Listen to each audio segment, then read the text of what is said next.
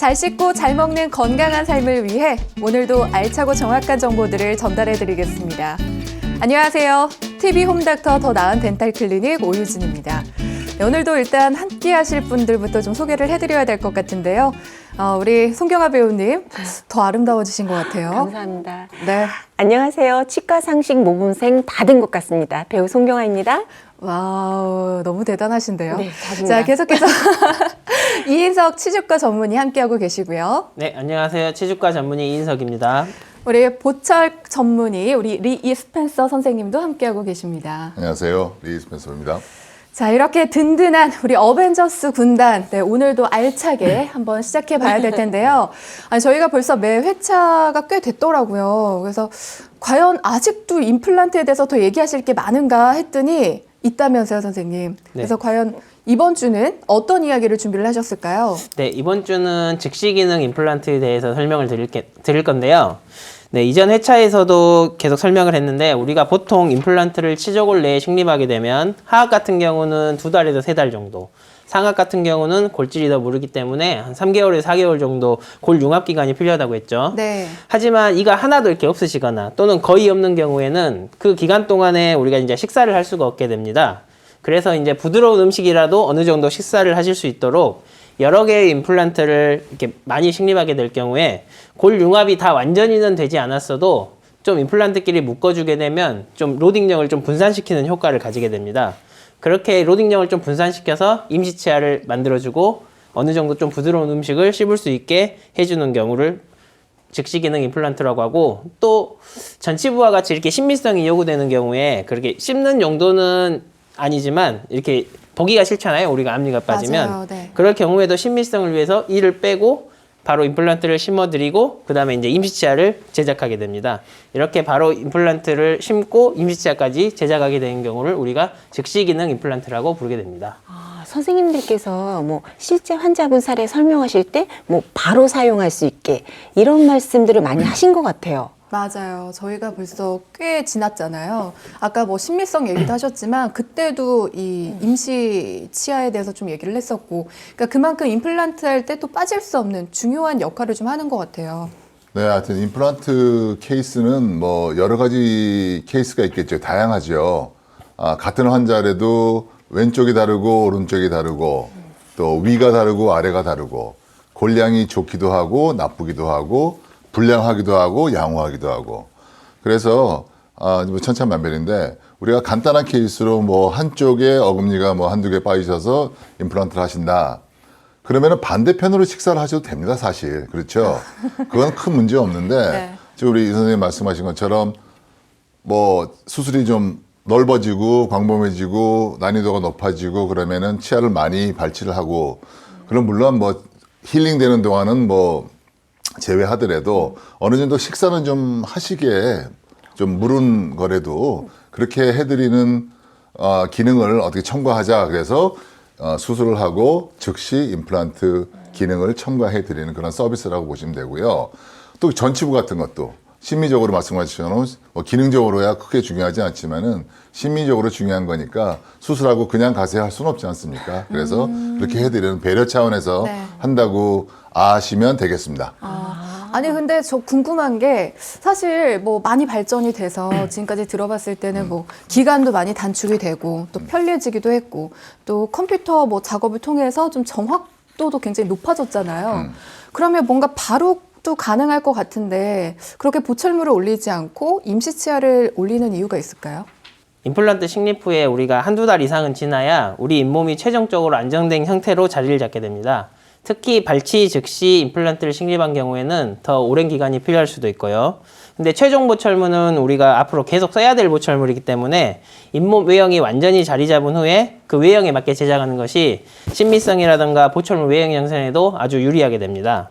그리고 또 최종 보철물 전에 이렇게 임시치아를 사용하는 또 다른 이유는, 임시치아는 우리가 수정이 비교적 쉽도록 하기 위해서 좀 무른 재질을 사용하는데요. 그렇게 미리 구강 내에서 보철물의 조화라든가 외형 및 교합 요소 등을 이렇게 평가해 볼 수 있기 때문에 미리 임시치아를 사용해 보면서 우리 환자분들이 이건 이래서 불편하다, 이건 이래서 편하다, 이런 것들을 이렇게 종합적으로 고려해서 우리가 이제 최종 보철물에 반영을 시키면 이제 우리가 최종 보철물을 장착해 드릴 때 환자분들도 만족도가 상당히 높아지게 됩니다. 그럼 최종 보철물을 올리기 전에 뭐 불편한 사항이나 그런 것들을 미리 체크할 수 있겠네요? 네, 뭐 어떻게 보면 그렇게 되겠죠. 뭐 시범 서비스, 뭐 시운전, 뭐 이렇게 되겠죠. 중요하죠. 중요하죠. 예를 들어서 뭐 앞니 같은 경우에 최종 보철물이 나오기 전까지 저희가 저번에도 얘기했지만 뭐 고려할 사항들이 너무 많지 않습니까? 치아 색상은 어떨지, 크기는 어떨지, 뭐 각도는 어떨지. 예를 들어서 너무 튀어나와도 안 되고 들어가도 안 되고 뭐 이런 거. 그래서 뭐 형태, 색상, 교합은 또 어떻게 해서 맞출 건가 이런 것들을 다 결정하려는데 그냥 무조건 처음부터 뭐 이제 최종 보철물을 만들어서 이거 안 맞는데요? 이럴 수는 없지 않습니까? 네. 그래서 임시 보철물을 만들고 우리 이 선생님 말씀하신 것처럼 수술하고 나서 잇몸이 아무는데 어느 정도 힐링 기간이 필요하기 때문에 그 기간 동안에 써보시는 겁니다. 그래서 어디로 수정했으면 좋겠습니다. 뭐 어떻게 해드릴까요? 뭐 이제 환자하고 술자 간의 대화와 많은 이런 교감을 통해서 최종 보철물이 실수 없이 환자가 원하는 그런 보철물을 만들어드리기 위한 뭐 디딤돌이라고 생각하시면 됩니다. 예. 그러면 최종하고 임시하고 어떻게 똑같아요? 임시 치아는 아까 말씀드렸듯이 수정이 좀 용이하게 하도록 좀 더 무른 재질의 플라스틱 계열을 보통 주로 쓰게 됩니다. 하지만 반면에 이제 최종 보철물은 이게 영구적으로 거의 평생 아주 오랜 기간 동안 계속 사용해야 되기 네. 때문에 최종 보철물은 이제 강도가 좀 있어야 됩니다. 어느 정도. 그 음식물을 저장했을 때 단단해야죠. 예, 그래서 금속이라든가 우리 세라믹 재료, 이제 최근에 이제 지르코니아라고 단단하면서 치아색 나는 그런 재료까지 나오게 되었는데요. 그렇게 아주 단단한 재료를 이용해서 최종 보철물을 만들게 됩니다. 그러면 임시 치아라고 해서 뭐 불편하거나 이런 건 없나요? 뭐 임플란트 후에 바로 보철물을 올려서 치아를 사용하는 게 좀 부담을 주는 건 아닐까요? 그래서 아까 말씀드린 것처럼 임시 치아는 최종 보철물, 최종 결과물을 가기 위한 디딤돌이에요. 이제 그때부터 시작하는 거죠. 예를 들어서 이제 앞니를 발치를 하고 네. 수술을 했어요. 근데 아유 고생하셨습니다. 야, 앞니 없이 몇 달 사십시오. 누가 좋아하겠어요, 그죠? 그렇죠. 예. 보기도 안 그래서 좋더라고요. 심리적인 것도 다 고려해야 됐고, 그래서 임시 치아를 치아를 먼저, 만들어 드리는데 조건이 있습니다. 조건은 어느 정도 골질이 좋아야 되고, 골질이 좋다는 뼈도 좋아야 되고, 어느 정도 임플란트를 심었을 때 초기의 고정력. 그러니까 이게 심었을 때 흔들리면 안 돼요. 흔들리면 임플란트 보철물을, 임시 보철물을 해드리면 안 되죠. 왜 흔들리는데 자꾸만 이거 더 쓰면 안 되죠. 예. 결국 병을 키워서 뼈도 없이 이렇게 너무 이제 그라운드 제로부터 다시 시작한다면은 다 어려운 케이스가 되는 거예요. 그러니까 확실히 우리 치조골 얘기도 뭐 수없이 많이 들었잖아요. 그러니까 그런 것처럼 기본이 좀 탄탄해야 되는데 다 연계가 되는 얘기예요, 다. 그러니까 혹시 또- 미루면 안 된다는 얘기가 다. 바로 맞아, 더 정기적인 악화돼요. 검진. 더 나빠져요. 그러기 전에 일단 조금이라도 덜 아플 때, 음. 그러니까 괜찮을 때 찾아가셔야 됩니다. 그렇다면 조금 뭐 주의해야 된다거나 아니면 어떤 환경? 그게 있을까요? 적합한 환경? 네, 즉식 임플란트를 이제 하기 위해서 조건을 이제 말씀드리면 아까 스펜서 원장님 말씀하셨듯이 아주 심한 이제 치주염으로 너무 이제 오랫동안 방치하게 된 경우 치조골이 많이 녹게 되겠죠. 그럴 경우에는 이제 많은 양의 골 이식을 동반하게 됩니다. 그러면 이제 잔존뼈가 부족해지고 그러면 이제 초기 고정력이 약해질 수밖에 없겠죠. 그다음에 또 이제 우리 이전에 상악동 거상술이라고 상악동 쪽에 이제 뼈가 부족한 경우 상악동을 거상해서 많은 양의 뼈 이식을 하고 임플란트를 식립한다고 했죠. 그런 경우에도 이제 뼈의 양이 부족하기 때문에 많은 양의 골 이식을 하게 되면 초기 고정이 좋지 않은 경우가 많습니다. 그럴 경우에 이제 즉시 기능을 하게 되면은 이제 그 임플란트가 이제 우리 저장력의 부하를 견디지 못하고 또 흔들리게 됩니다. 그렇게 되면은 이제 고생하셔서 수술하시고 힘들게 이제 아물었는데 다시 또 이제 재수술을 또 해야 되는 경우까지 생기게 되겠죠.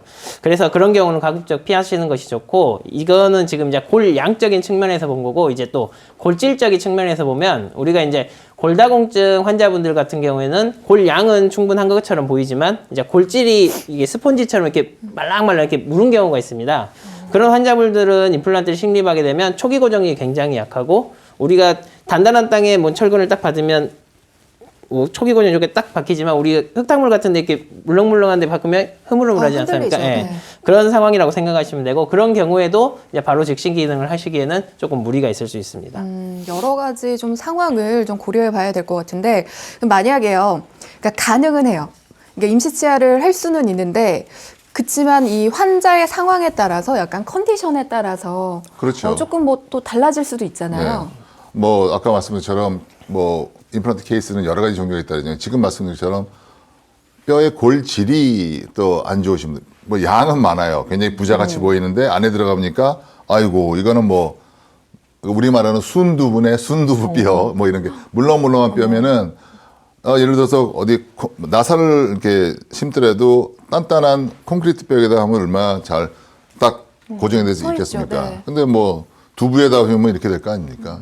그래서 그 이제 처음에 오시면은 여러 가지 이제 데이터를 먼저 CT도 찍고 엑스레이도 보고 진단을 해서 어느 정도 뼈가 있는지 아니면 뼈가 있으면은 좋은지 나쁜지를 다 이제 검사를 하고 시뮬레이션을 하고 거기에 수술 들어가기 전에 환자하고의 충분한 대화와 또 환자가 이해를 해야 되지 않습니까? 이해도 못 하시는데 제가 뭐 의사 맘대로 할 수도 없는 거니까 그게 제일 중요한 것 같아요. 환자하고 의사와의 그런 소통, 예, 또 환자의 이해도 뭐 이런 게 아주 중요하지 않을까 그렇게 생각합니다.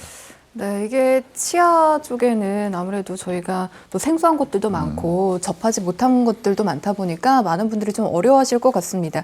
저희가 그래서 지금 뭐 계속 말을 했지만 준비되어 있는 화면이 있어요. 그래서 좀 사례들을 보면서 얘기를 나눠보도록 하겠습니다. 위에 앞니 4개, 밑에 앞니 4개를 즉시 발치를 하고 즉시 식립을 하고 임시 치아까지. 네, 이거는 고정성입니다. 이거는 뺐다 꼈다 하는 것이 아니라 네. 그냥 붙여주는 겁니다. 여기서 잘 관리하셔서 잇몸이 아물 때까지 기다려서 모양은 괜찮은지 뭐 색상이야 뭐 여러 가지 이제 나중에 뭐 바꿀 수 있는 보는 수정할 수 있는 거군요. 거고 네. 일단 교합은 괜찮은지 그다음에 모양은 괜찮은지 여기서 또 말씀해 발음이 전치부는 발음이 굉장히 중요하거든요. 틀리키신 분들은 그냥 말씀이 약간 조금 좀 그러지 어눌한 않습니까? 발음이 그런 있으시긴 것도 해요. 조절이 가능합니다.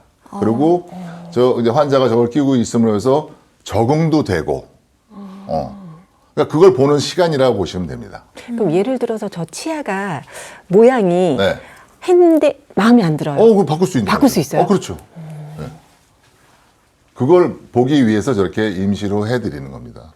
예를 들어서 저기 없다고 생각해 보세요. 그냥 앞니 없는 거로 다니셔야 되지 마스크 쓰고 다니셔야 얼마나 되지 않습니까? 불편하시겠어요. 맞아요. 그게 아니라 서비스 차원에서 정말 이거는 뭐 환자들을 위한 배려 차원에서 하는 거고 저렇게 해야지 시행착오도 줄일 수 있는 거고 네, 그런 케이스가 되겠습니다. 이제 두 번째 케이스 같은 경우는 저렇게 상악의 경우에는 기존에 이제 타치과에서 임플란트 저렇게 하나 심고 기존 틀니처럼 쭉 연결한 걸로 이제 부드러운 것만 위주로 씌우면서 그냥 그럭저럭 이제 쓰시다가 네. 이제 그게 너무 이제 안 맞고 아프고 하니까 내원하게 되셨는데요. 그래서 기존에 저기 심겨져 있는 임플란트까지 다 발치를 하고 이제 아래와 위에 이렇게 임플란트를 동시에 다 이제 식립을 하게 됩니다.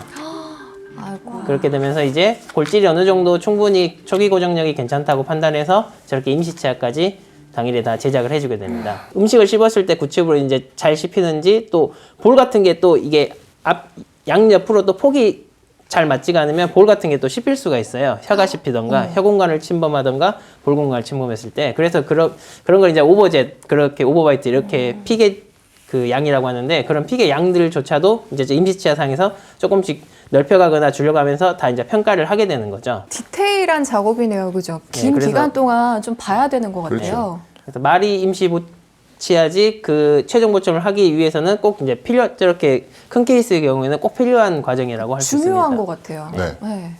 아래 오른쪽 전체부터 왼쪽 아래까지 쭉 치아를 발치를 하고 그래서 서지컬 스텐트 저 밑에 보이는 거는 서지컬 스텐트를 만들어서 어디에 심을까를 미리 해서 저 구멍 보이시죠? 네네. 구멍에다가 이제 드릴을 해서 바로? 임플란트를 식립하는 그런 경우가 되겠습니다. 마찬가지예요. 앞니 같은 경우는 그냥 이렇게 하고 뭐 이 없이 사십시오 이렇게 할 수는 없잖아요. 그러니까 전칩을 통해서 전치부도 해드리고 어금니 쪽에도 좀 부드러운 식사라도 좀 하실 수 있게 해드린 케이스입니다. 위에 상악, 앞니랑 구치부 쪽이 이제 너무 흔들거려서 거의 자연 발치가 된 상태로 이렇게 들고 오셨어요. 이걸 해주라고. 오. 네, 그래서 보니까 이미 뿌리까지 같이 우리 유치 빠지듯이 그렇게 네. 돼 있는 상태라서 이제 그 당시에 이제 바로 임플란트를 저렇게 어금니까지 이렇게 같이 좀 초기 고정을 위해서 여러 개를 한 5개 정도 이렇게 심고 나서 임시 치아를 딱 올려준 케이스가 되겠습니다. 저 이게 하나라도 뭔가 삐끗하거나 뭔가 좀 잘못되면 다 무너져 버리니까 진짜 중요한 것 같습니다.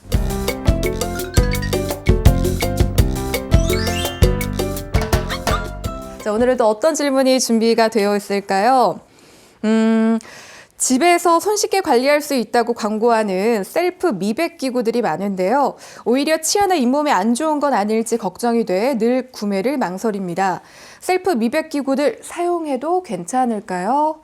사실 저도 굉장히 궁금한 부분이라. 근데 진짜 종류가 많더라고요. 뭐 맞아요. 테이프 형식으로 돼서 뭐 치아에 붙이는 거, 네. 뭐 이 틀에다가 개를 해갖고 뭐 씌웠다가- 물고 있는 거. 맞아요. 그랬다가 그리고 요즘 빼는 또 거. 더 진화돼갖고 빗을 조이는 그런 것도 나왔더라고요. 근데 이런 것들이 다 효과가 있을까요? 그러니까요. 아니 저도 지금 얘기하신 것들 한 번씩은 다 해봤거든요. 홈쇼핑에 그렇게 해보셨어요? 나오면 네. 좋아요. 아니 근데 불편한 것도 있어요. 효과가 뭐 아예 없지는 않는 것 같기도 하고요. 네. 근데 그게 있어요. 예를 들면 테이프 같은 경우는 떨어져. 했다가 뗄 때 얼룩이지더라고요. 그래서 그러니까. 이게 전체적으로 집에서 해도 괜찮은지 좀 궁금한데 괜찮을까요, 선생님? 제가 보기에는 결론부터 말씀드리면은 그 우리가 마트에서 사는 걸 지금 말씀드리는 네네네네. 거 아니에요. 좀 그러니까 되긴 되는데 효과가 많이 떨어진다. 그렇게 말씀드릴 수 있고 그 문제는 그 농도가 또 문제예요. 또 안전성이고. 그러니까 저희가 말하는 치아 미백은 3가지 종류가 크게 보면 3가지 있어요. 첫째, 병원 미백, 오피스 블리칭이라고 그래갖고 병원에 와서 모든 치아를 잘 프로텍션을 하고 네. 그다음에 미백제를 올리고 광선 요즘은 이제 라이트에서 광선을 쏘는데 그건 액티베이션을 시키는 거거든요. 활성화를 시키는데 그렇게 해서 전문가가 하는 전문가 미백이 하나 있고요. 두 번째는 병원에서 미백 틀을 만들어 드립니다. 자기 것만 다른 데는 다른 사람하고 맞지 않죠. 자기 커스텀 그 맞춤 트레이를 만들어서 그거를 집에서 미백제를 집에서 넣어서 2-3시간 아니면 더 해도 괜찮고 뭐 이렇게 하는 방법이 있고 근데 세 번째가 마트에서 사시는 건데 솔직히 지금 마트에서 사는 거는 좀 이게 왜냐하면 그 미백제가 흘러나올 수 있는 그 찬스가 굉장히 많습니다. 왜냐하면 그 치과에서 만들어주는 미백 틀 같이 딱 맞게 해갖고 어느 정도 미백제를 이렇게 가둬놔야 되는데 치아 안에 그게 잇몸으로 나오면은 과산화수소가 잇몸에 들어가면 그게 버닝이 돼요. 하얗게 이게 탑니다. 물론 농도가 낮은 거는 괜찮죠. 주로 마트에서 사는 건 한 3% 정도의 과산화수소를 아마 쓸 겁니다. 농도가 높아지면은 효율적이고 미백이 잘 돼요. 근데 약간 단점은 실인 거는 뭐 인정하겠습니다. 하지만 그거는 자극을 받았기 때문에 그 미백제가 치아 안에 아직 남아있기 때문에 자극 때문에 그런 거지 피해를 줬다고 생각하진 않아요. 치아 미백은 하얗게 한다고 생각하시는 분이 많은데 하얗게 하는 것보다도 엄밀히 말하면은 치아의 명도를 높여주는 거예요. 브라이트니스를 높여준다는 얘기는 밝아졌다는 얘기거든요. 그러면 이렇게 딱 힘든 그 강인한 그 반딩 그 고리를 풀어줬다는 얘기예요. 그러니까 뭐 물질 변한 건 없습니다. 그냥 그 배열을 좀 잘못했다, 잘했다가 다시 했다 그럴까요? 네. 그러니까 열어준 거라고요. 그러니까 밝게 보이는 거죠. 그럼 또 한 가지요. 네. 이건 민간요법인데 뭐 상춧가루 아니면 레몬즙 그리고 뭐 바나나 껍질 이런 거로 저도 또 들어봤어요. 숟가루. 바나나 껍질. 그러면 치아가 하얘진다라고 해서 그렇게 하는 경우도 있는데 이거는 효과가 어떨까요? 네, 우리가 이렇게 특정 성분에 대한 그런 우리 민간 낭설에서 이제 하는 그런 효과보다는 이제 막연하게 재료 자체가 갖추는 우리 섬유질 성분 이런 거로 인해서 이제 좀 치아가 좀 이렇게 깨끗해지니까 약간 그렇게 치아가 하얗게 변하는 거에 대해서 약간 좀 그렇게 느낄 수 있는데요. 우리가 효과는 좀 적을 것으로 판단되고요. 그리고 우리가 지금 민간에서 금방 말씀하신 레몬 같은 경우, 레몬즙 같은 경우는 산성이 아주 세잖아요. 네. 근데 치아를 이렇게 문지르다 보면은 치아 자체가 이제 좀 탈해되고 부식이 되게 됩니다. 안 좋겠다. 예, 그러면 이렇게 부식이 된 상태에서 오히려 뭐 칼에 와인, 커피 같이 이렇게 강한 색소가 이렇게 들어있는 음식을 먹게 되면 오히려 더 착색이 심하게 될 수가 있습니다. 그래서 우리가 요즘에도 인터넷에 검색해 보면 이렇게 쉽게 찾아볼 수 있는 이렇게 레몬으로 문지르면 좋다더라.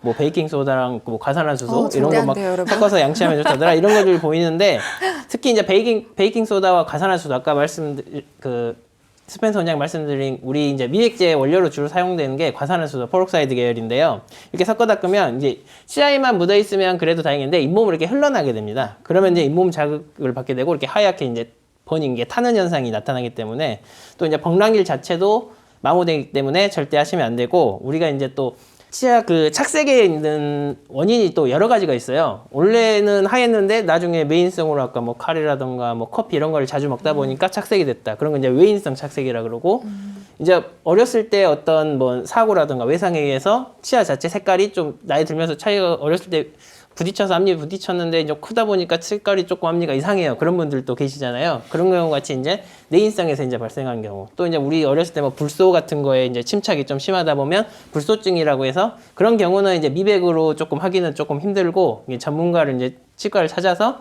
다른 방법으로 이제 모색해야 하기 때문에 이렇게 원인들이 우리가 이제 치아 착색에 대한 원인들이 그렇게 다양한데 그냥 마트에서 사서 나는 이렇게 하면 밝아질 거야.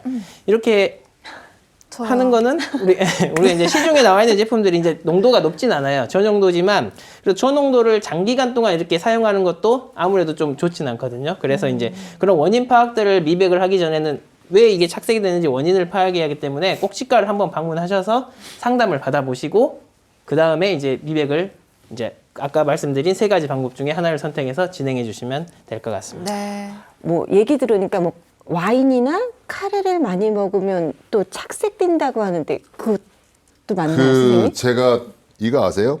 치아 착색 유발 지수라는 게 있어요. 그러니까 어떤 음식이 제일 많이 착색을 유발하느냐. 네. 1등이 뭔지 아세요? 홍차래, 홍차. 블랙티. 예. 어머. 우리 홍차. 오늘 좀 아까 홍차 먹었는데? 마셨는데 2번 뭔지 아세요? 그러니까 녹차, 홍차 뭐 비슷하겠지만 홍차가 더 그거고 녹차는 뭐 그 다음 거. 그 다음에 뭔지 아세요? 초콜릿. 다크 초콜릿. 좋아하는데? 세 번째가 뭐냐? 이거 한국에만 있는 거니까 한국적인 거니까 한국 김치? 김치찌개. 김치찌개. 어떻게 다 좋아하는 거? 김치찌개. 4번이 뭔지 아세요? 라면. 어떻게? 빨간 라면 있잖아요. 그럼 도대체 뭘 먹으라는 건가요, 선생님? 그래서 그 다음이 커피, 뭐 와인, 카레, 콜라래요. 레벨의 차이점이 있을 줄 몰라도 모든 게 착색을 유발하니까 일단 좀 피하시는 게 좋고요. 만약에 드셨다 그러면은 칫솔질 잘 하시고 뭐 그래야 되지 않겠습니까? 참고로 이게 미백을 좀 피해야 될 환자 케이스 같은 경우가 좀 있는데 그것도 잠깐 소개를 해드리면 아까 미백의 그 주 재료가 이제 과산화수소, 페록사이드 계열이라 그랬잖아요. 근데 그 과산화수소 계열에 알러지가 있으신 분들이 있습니다. 그런 분들은 일단 좀 피해 주시는 게 좋고 우리가 또 임산부라든가 모유 수유 중인 그런 환자분들도 지금 임산부인데 모유 수유인데 이를 좀 하얗게 해볼까? 미백을 좀 해볼까? 하시는 분들도 있을 수 있어요. 그러니까 출산 이후나 모유 수유가 완료된 후에 그래야 좀 태아에 때 미치는 영향이 적게 되니까 그렇게 한 이후에 좀 해주시면 좋을 것 같고 또 이제 구강 건조증 있는 환자분들 그럼 입안이 더 화끈화끈 하거든요. 구강 건조증이 있으면 근데 아까 과산화수소가 이제 잇몸에 닿고 그러면 더 버닝이 되니까 이게 더 화끈화끈해질 수가 있어요. 그래서 이제 구강 건조증 환자인 분들도 미백을 조금 피해 주시는 게 좋습니다. 그리고 또 이제 최근 이 잇몸이 많이 내려가서 잇몸 뿌리가 많이 노출된 환자들은 굉장히 치아가 과민 반응이 있어서 시리게 됩니다. 그런 환자들 같은 경우에 이제 미백을 하게 되면 시린 증상이 더 심해져서 이제 뭐 신경치료까지 심한 경우는 이제 해야 될 경우까지 생길 수 있으니까 그런 환자들도 피해 주시는 게 좋고 우리가 이제 미백을 하려고 할 때 자세히 보면 이제 충치 같은 게 있어서 충치로 변색된 경우도 있습니다. 그런 것들 이제 충치인지 모르고 집에서 그냥 하다 보면은 왜 안 없어지지 하실 수가 있는데 이제 치과를 꼭 방문하셔서 충치면 충치 치료를 먼저 다 완료한 후에 그 다음에 이제 미백 치료를 하시는 게 좋고 또 이제 그 잇몸 질환을 가지신 분들도 잇몸 질환을 깨끗이 완료한 후에 이제 미백을 하시는 게 좋습니다. 그리고 이제 혼합치열기에 이제 아동 유치랑 뭐 영구치랑 섞여 있는 아이들도 이제 엄마들 생각에는 좀 깨끗이 우리 아들을 좀 해줄까 해서 하시는 경우가 있는데 그것도 이제 영구치열이 다 완성된 후에 그 다음에 이제 미백을 하시는 것이 훨씬 더 좋은 방법이라고 생각됩니다. 아니 이게 궁금한 게 너무 많아요. 제가 봤을 때는 특별 편성을 해야 되지 않을까. 미백 특집으로. 그렇잖아요. 우리 아이들은 과연 해도 되는지 네. 뭐 이런 것들도 되게 궁금한 게 많은데 일단 저희가 시간 관계상 오늘은 여기까지만 알아야 될 것 같습니다. 다음에 다시 한번 심도 있게 얘기를 좀 나눠봐야 될 것 같고요. 일단 다음 주는 어떤 얘기를 준비하고 계실까요? 네, 우리 이제 이전 회차들에서도 잠깐씩 우리 디지털 임플란트라고 이제 디지털 기기들을 사용한 여러 가지 시술들이 등장했었는데요. 다음번에는 이제 제목 그대로 디지털이라는 제목으로 디지털 임플란트라는 제목으로 임플란트의 이제 그 디지털로 이루어지는 그 시술 과정에 대해서 설명드리도록 하겠습니다. 네, 디지털 임플란트. 저희 다음 주에도 치아 미백 궁금증 해야 될 것 같은데요, 그죠? 자, 오늘 준비한 소식은 여기까지입니다. 여러분들에게 알찬 정보 전달해 드리려고 노력했는데요. 저희가 다음 주에도 열심히 준비해서 찾아뵙도록 하겠습니다. TV 홈닥터 더 나은 덴탈 클리닉 오늘도 함께해 주신 여러분 감사합니다.